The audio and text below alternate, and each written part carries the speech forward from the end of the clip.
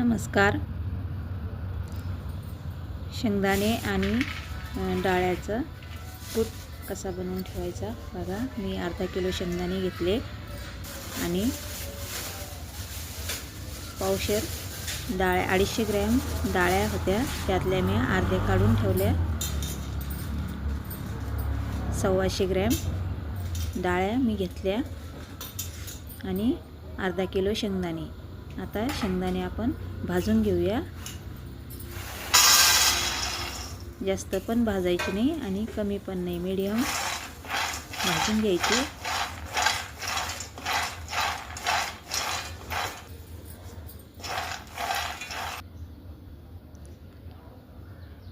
शेंगदाण्याचं मी साल्ट काढत नाही.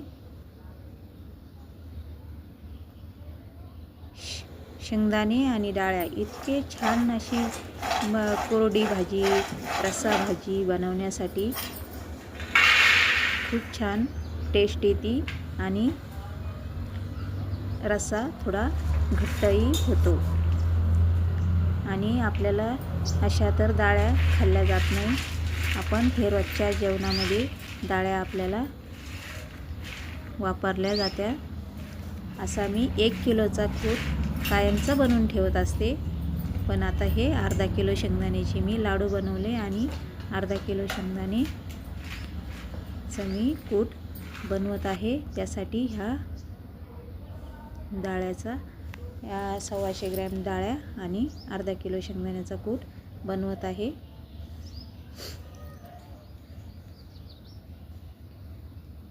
असा कूट आपण बनवून ठेवला तर आपल्याला भाजीला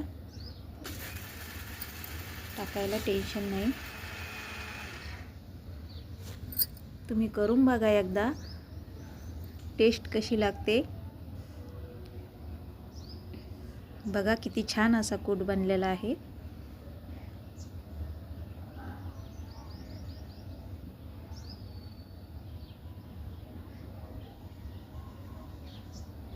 कसा वाटला कूट तुम्हाला? हे बघा,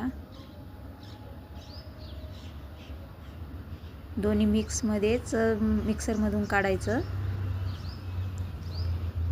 एकदम मिक्स असं छान होतं आणि भाजी तर तुम्ही नंबर 1च लागणार, यात तर काही शंकाच नाही.